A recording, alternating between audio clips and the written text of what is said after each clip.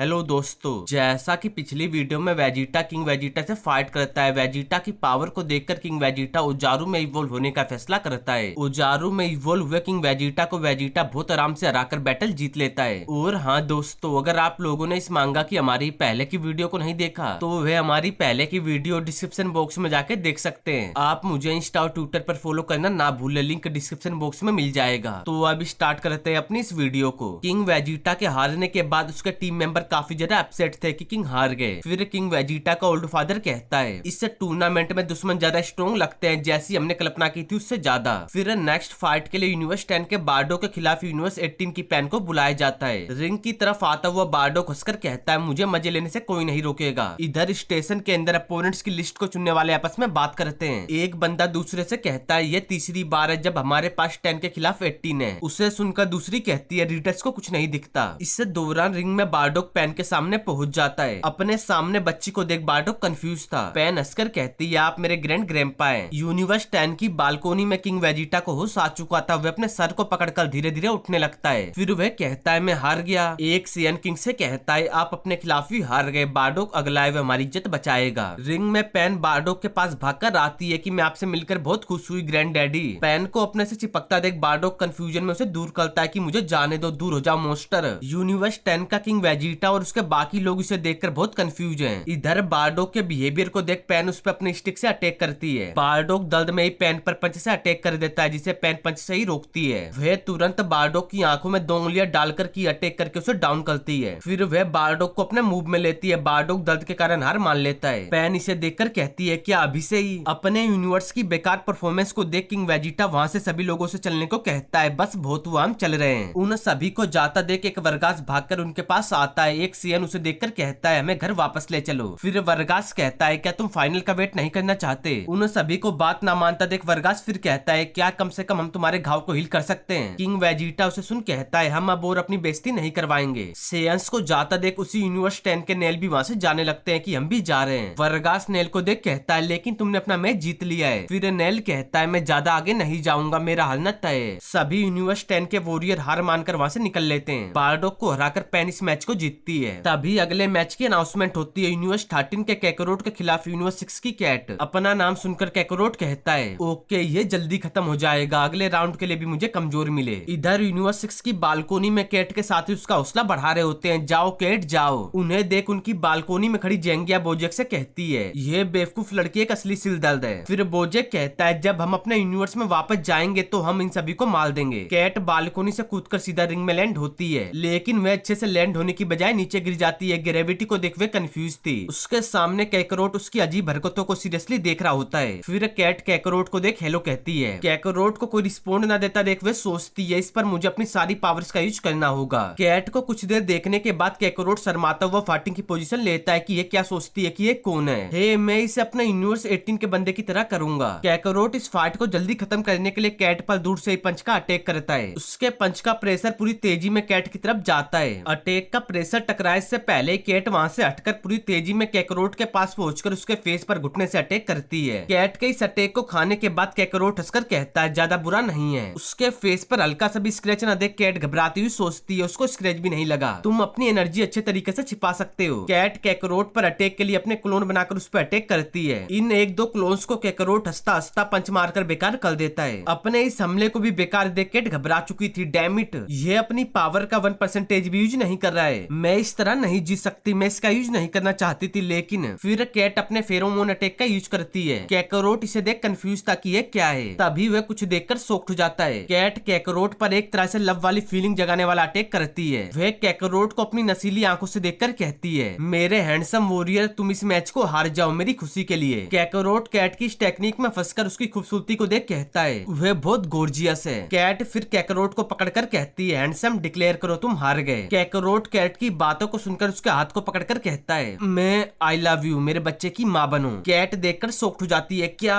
फिर कैकरोट बात आगे बढ़ाता है तुम मेरे साथ मेरे यूनिवर्स में चलोगी, अब 13 की बालकोनी में जाओ। कैट परेशान होकर कहती है ठीक है लेकिन पहले हार मानो। इसे सुनते ही कैकरोट कैट के फेस पर जोरदार चाटा मारता है कि चुप रहो, जैसा मैंने कहा वैसा ही करो लड़की। चाटे को सहन करके कैट गुस्से में कहती है भाड़ में जाओ, तुमको क्या लगता है कि तुम क्या कर रहे हो? कैट को ऑर्डर मानता न देख कैकरोट उस पर अटैक करना चालू कर देता है कि मैंने कहा चुप रहो। पिटती हुई कैट चिल्लाकर कहती है वह पूरी तरह से पागल है, मैं हार मानती हूँ, मैं हार मानती हूँ। फिर भी कैकरोट नहीं रुकता, वह दोबारा से पंच का अटैक करने के लिए आगे बढ़ता है कि मैंने कहा ना। तभी उसके हाथ को पकड़कर उसके यूनिवर्स का वेजिटा कहता है इसे फिर से हिट करो और तुम टूर्नामेंट से बाहर होगे, या इससे भी बुरा हम चारों को वापस भेजा जा सकता है। फिर वेजिटा कैट को देख कहता है और तुम्हारे लिए एक बिगड़ने वाले को ओपन करने से पहले तुम कई बार सोचोगी। कैट सुनकर डर जाती है कि एक बिगड़ेल। इस मैच को कैकरोट सामने वाले अपोनेंट के हार मारने से जीत जाता है। रिंग खाली करने को कहते हैं ताकि अगला मैच हो सके। नेक्स्ट फाइट यूनिवर्स 17 के सेल के खिलाफ यूनिवर्स 11 के डबोरा के बीच रखी जाती है। सेल अपना नाम सुनकर कहता है आखिरकार यह टूर्नामेंट बहुत बोरिंग था, मैं अभी तक रिंग में नहीं गया, लेकिन कम से कम कोई काबिल अपोनेंट है। सेल के पीछे जूनियर सेल इसे देखकर मुस्कुराता है। इधर 18 की बालकोनी में वेजिटा फाइट की नंबर लिस्ट बनाता हुआ देखता है, फिर अपने अपोनेंट को अच्छे से फिक्स देख कहता है तो सबसे पहले मुझे ट्रंक्स को हराना है। उसके पीछे खड़ा ट्रंक्स घबराता हुआ कहता है क्या?